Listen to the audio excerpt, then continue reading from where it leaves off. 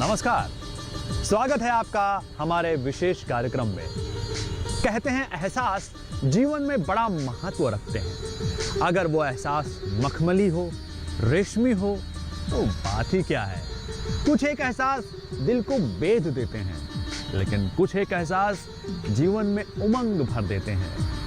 हम आज कुछ ऐसे धागों के बारे में बात करेंगे जिनके एहसास से आदमी प्रफुल्लित हो जाता है।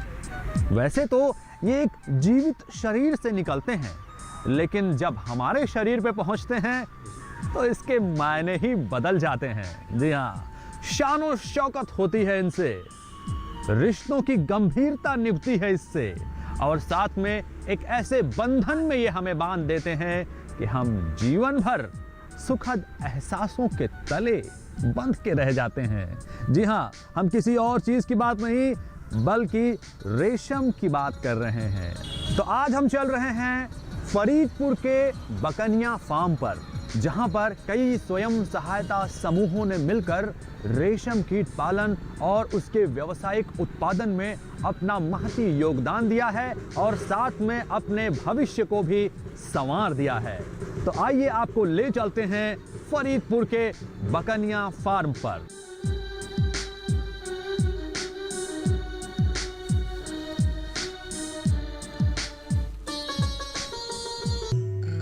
भारत एक कृषि प्रधान देश है और यहाँ के किसान खेती के अलावा कुटीर उद्योग से भी अपना जीवन निर्वहन कर रहे हैं। इन्हीं कुटीर उद्योगों में से एक है रेशम कीट पालन।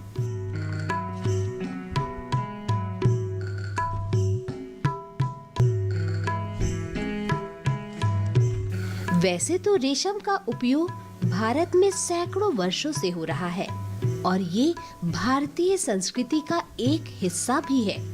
रेशम उत्पादन में भारत चीन के बाद दूसरे नंबर पर आता है। रेशम विकास कार्यक्रम कृषि पर आधारित एक श्रम जनित उद्योग है। कृषकों की आय में बढ़ोतरी के लिए कृषि विविधीकरण के तहत रेशम उद्योग अपनाने हेतु रेशम विभाग इस उद्योग की क्रियाकलापों को जन सामान्य तक पहुंचाकर लोकप्रिय बनाने हेतु सतत प्रयासरत है। रेशम विकास विभाग पीलीभीत परिक्षेत्र ककून उत्पादन से लेकर रेशम धागाकरण तक के क्रियाकलापों को संचालित कर रहा है।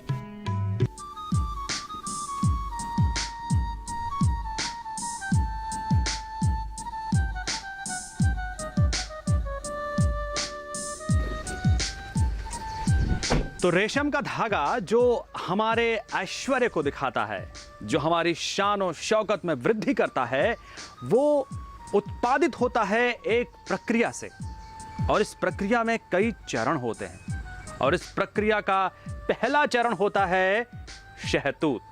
शहतूत का पेड़ जिस पर रेशम कीट पालन होता है, और रेशम कीट पालन से लेकर कोआ बनने तक, और कोआ बनने से लेकर उससे धागा निकालने तक कई सारे चरण होते हैं।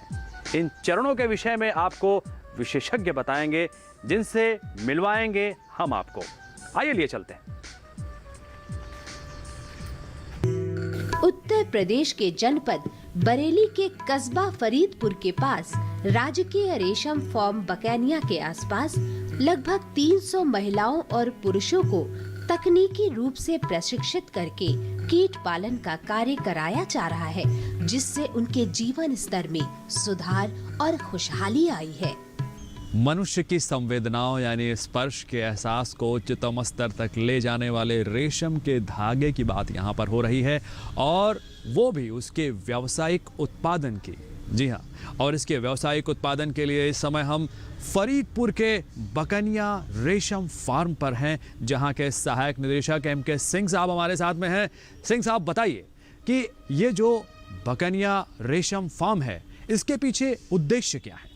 इस फार्म के स्थापना के पीछे मुख्य उद्देश्य ये है कि बकनिया रेशम फार्म के आसपास लगभग 10 से 15 गांव के जो गरीब भूमिहीन लोग हैं, उनको बिना किसी पूंजी निवेश के रोजगार देना मुख्य उद्देश्य है। और बहुत से नवयुवक रोजगार के लिए बाहर पलायन करते हैं, उस पलायन को रोकना है, जिससे उनको स्थानीय स्तर पे भी हम एक सुलभ रोजगार उपलब्ध करा सकें। दूसरा उद्देश्य यह है हमारा कि पर्यावरण में शहतूत वृक्ष लगा के पर्यावरण को भी हम ठीक रखते हैं। साथ ही जो घर में बूढ़ी महिलाएं हैं, पुरुष हैं, जो ज़्यादा कठिन कार्य नहीं कर सकते हैं, उनको अपने घर पे ही आसान सा काम हम उपलब्ध कराते हैं। तो ये समूह और सरकार का जो संयोजन है, दोनों का जो कोलैबोरेशन है, वो कैसे चलता है?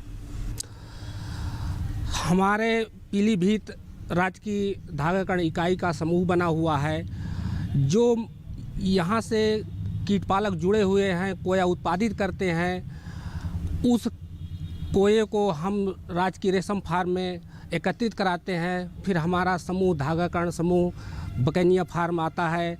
यहाँ की गुणवत्ता युक्त कोकून के हिसाब से उसका मूल्य निर्धारित करते हुए उसको क्रय कर लेते हैं और इनको उसका मूल्य कीटपालकों को उपलब्ध करा देते हैं। तो इसमें किसानों की क्या भूमिका है सिंह साहब? ये हमारा विभाग का क्रियाकलाप किसानों से ही जुड़ा है।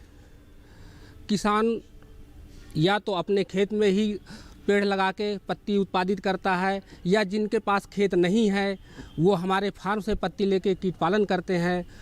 उस कीट पालन से जो कोया तैयार होता है उसका हम कीट मूल्य लेके उनका पूरा मूल्य कोये का समूह से उनको दिलवा देते हैं। आपने अभी कोकून के मूल्य की बात की, तो उसके क्रय और विक्रय का निर्धारण कैसे होता है? कोये का मूल्य कोये की गुणवत्ता पे निर्भर करता है। इसमें दो तरह की रेस होती है शहतूती रेशम में। एक होता है मल्टी बोल्टाइन कोकून, दूसरा होता है बाई बोल्टीन। मल्टी बोल्टीन का 150 से 200 रुपये किलो मूल्य उनका निर्धारित होता है, और ये जो बाई बोल्टीन है ये हमारा 300 से 400 रुपये प्रति किलो के हिसाब से रेट होता है इसका।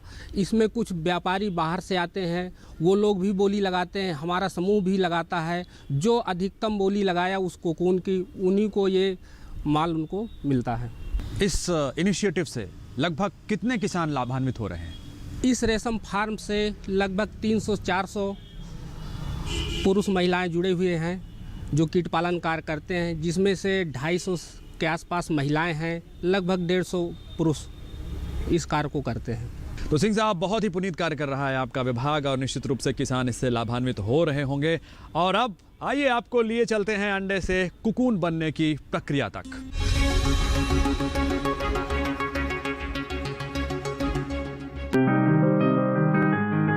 बीमारियों से कैसे बचेगी फसल? मवेशियों की मुश्किलों का क्या है हल? कहां से लाएं बीज, कितनी लगेगी खाद? किसानों के हर फोन का विशेषज्ञ देंगे जवाब। देखिए हेलो किसान लाइव सोमवार से शुक्रवार शाम 6 बजे।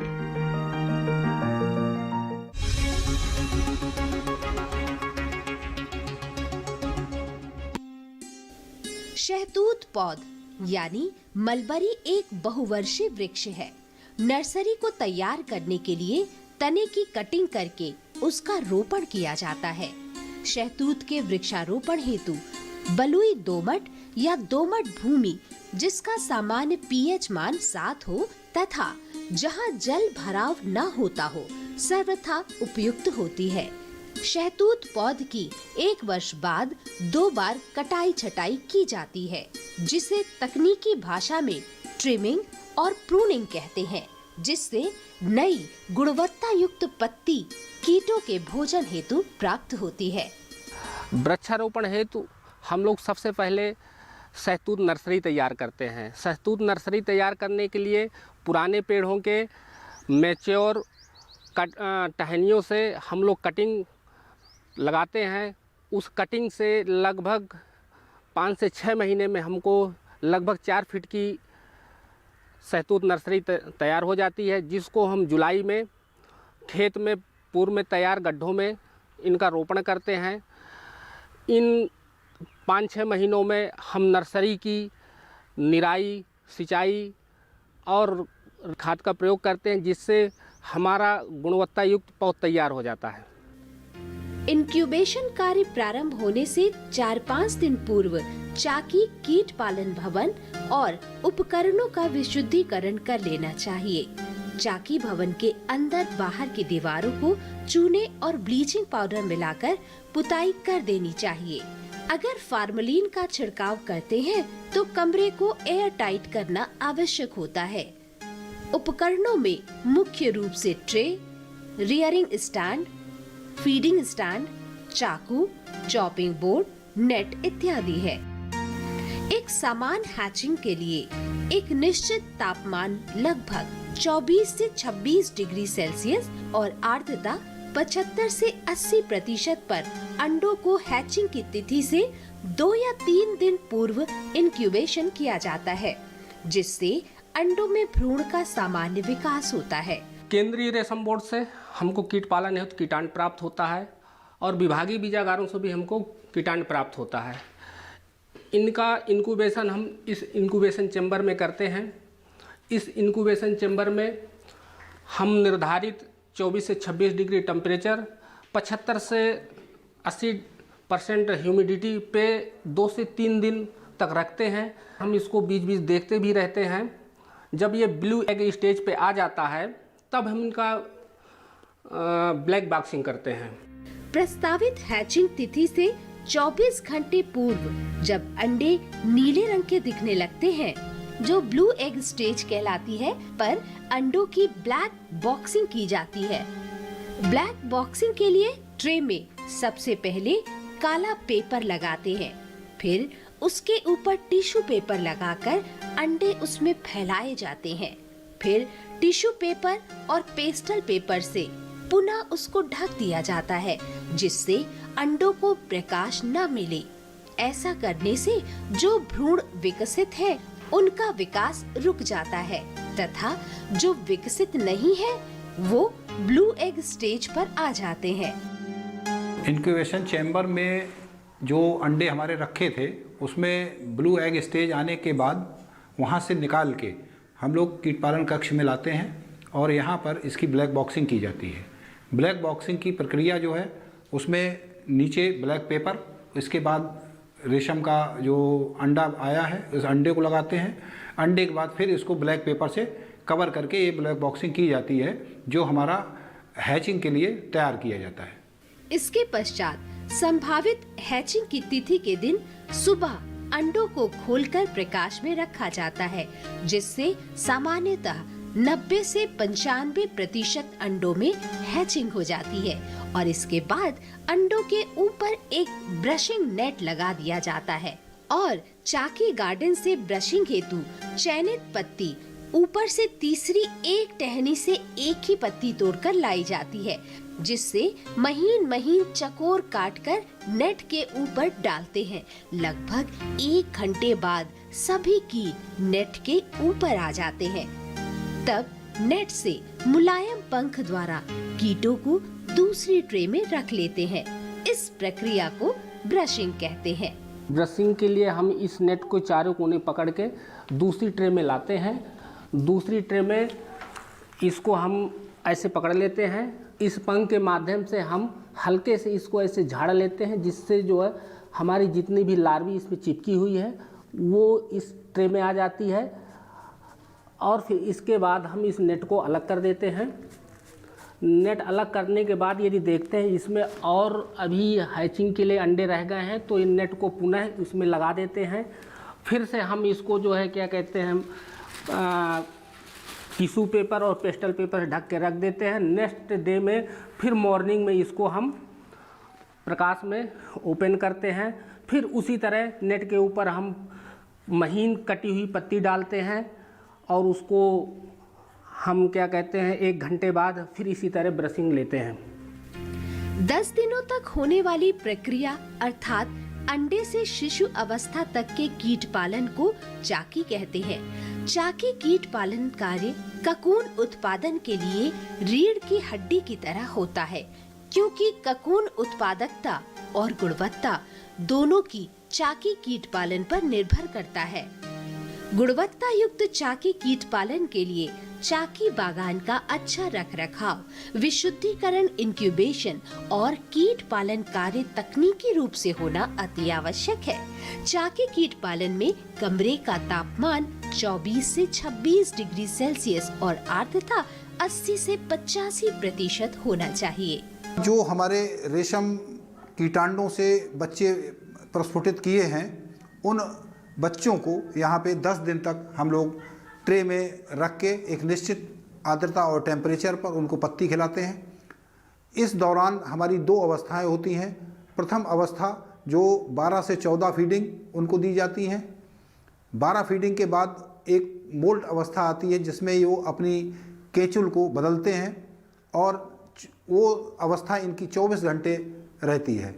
इसके बाद जब मोल्ट से ये आउट होते हैं, इसके बाद हम लोग दूसरी अवस्था के लिए इनकी तैयारी करते हैं और इनको 10 से 12 फीडिंग दी जाती हैं।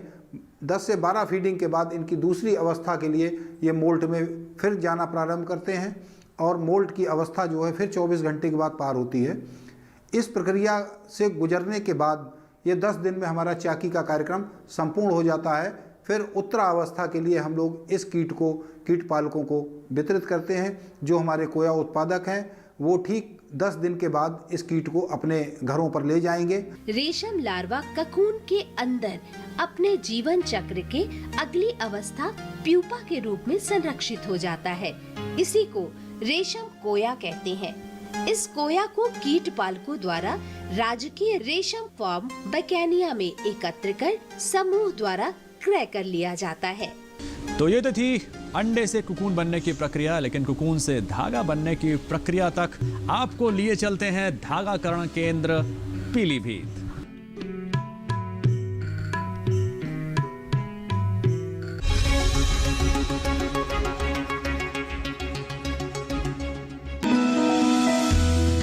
जानकारी जो किसानों के लिए हो लाभकारी, समस्याओं पर पड़ेगा समाधान भारी, कृषि की हर बात का ख्याल, कब कैसे की जाए बेहतर देखभाल, जानिए विशेषज्ञों के साथ, देखिए खेत खलिहान, सोमवार से शुक्रवार सुबह 7 बजे डीडी किसान पर।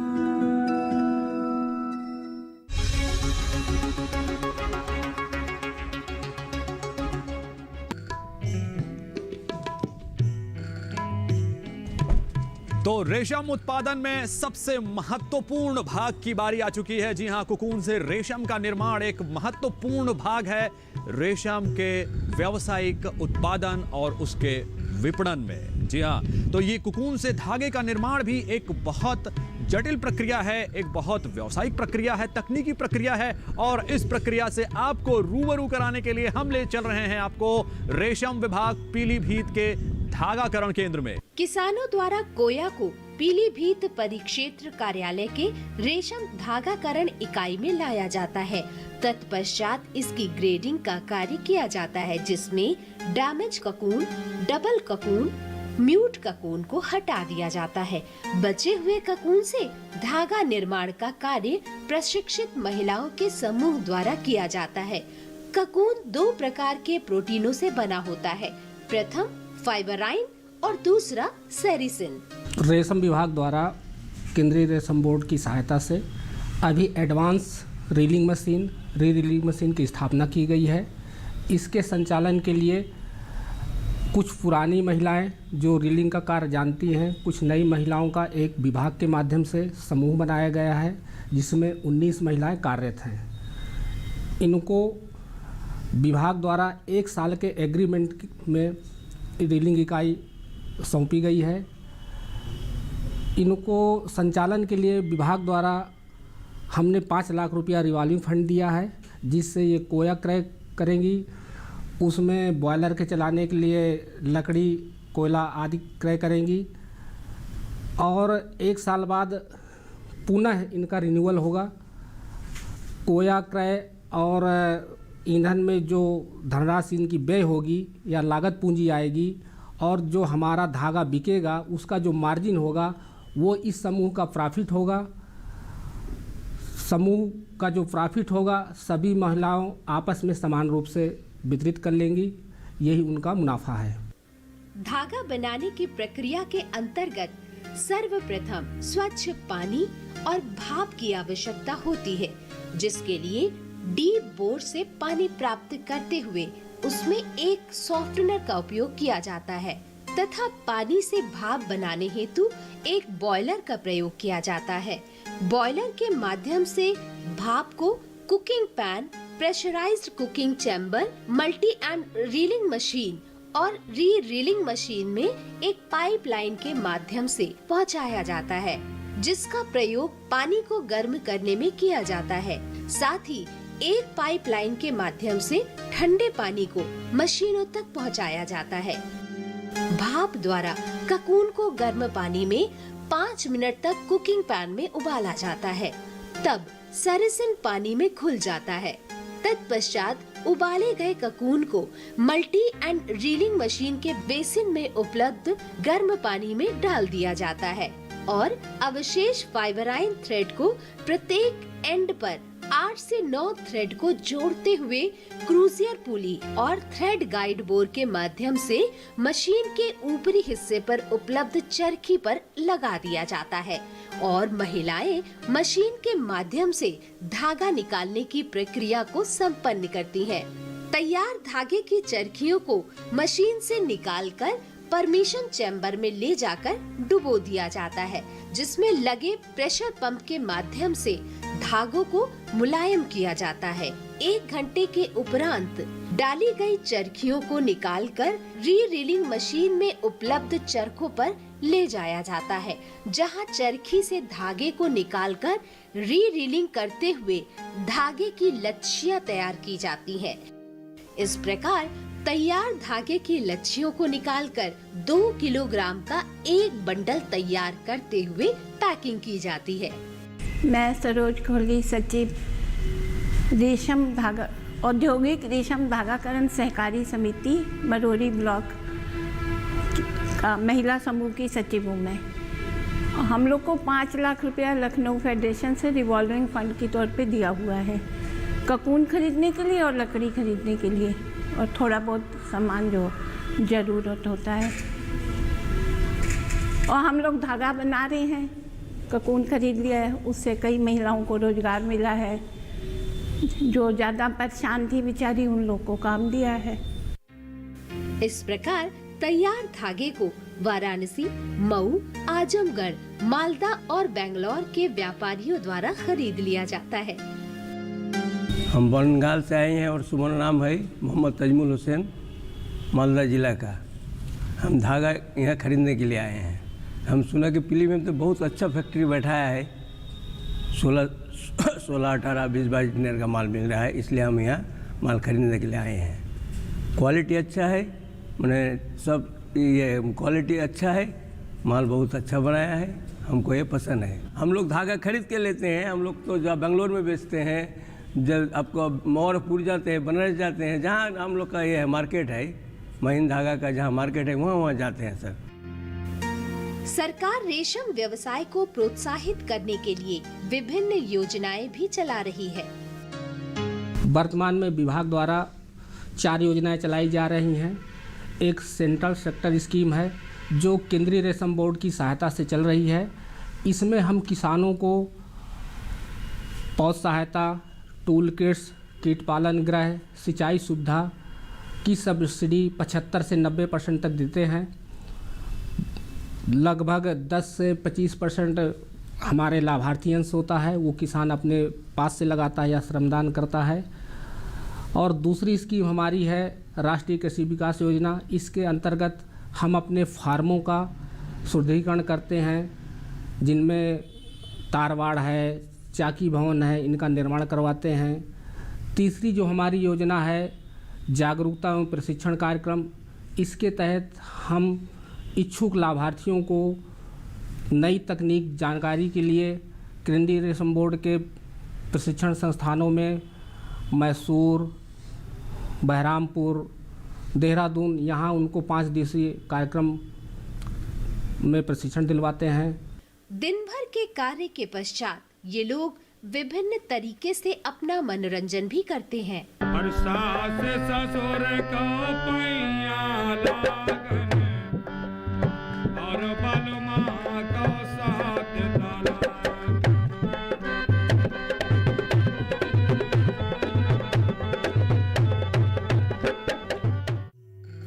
ये सच है कि आज ये उद्योग इस क्षेत्र के लिए वरदान बना हुआ है, क्योंकि इसमें बिना लागत लगाए, बिना किसी कृषि भूमि के यहाँ के आसपास के गांव के पुरुष और महिलाओं को अतिरिक्त आय मिल रही है और वो आत्मनिर्भर बन रहे हैं। तो हमने देखा कि किस तरह से लोग जुटे हुए हैं दिन रात मेहनत करके हमारी शानो शौकत में वृद्धि करने वाले, हमारी शोभा बढ़ाने वाले रेशम के धागे के निर्माण में। सपने इनके भी पूरे हो रहे हैं, शानो शौकत इनको भी मिल रही है, लेकिन रिश्तों पे बात करें तो उन्हें बनाने के लिए, उन्हें बांधने के लिए और उन्हें समृद्ध और मजबूत बनाने के लिए किसी कच्चे धागे का इस्तेमाल मत करिए और ना ही उसका इंतजार करिए, क्योंकि रिश्तों को बनाने और बांधने के लिए भावनाओं की जरूरत होती है, किसी धागे की नहीं। तो हमेशा खुश रहिए, प्रसन्न रहिए और इंतजार करिए अगले कार्यक्रम का, क्योंकि फिर मुलाकात होगी किसी अगले प्रोग्राम में। तब तक दीजिए आज्ञा, नमस्कार।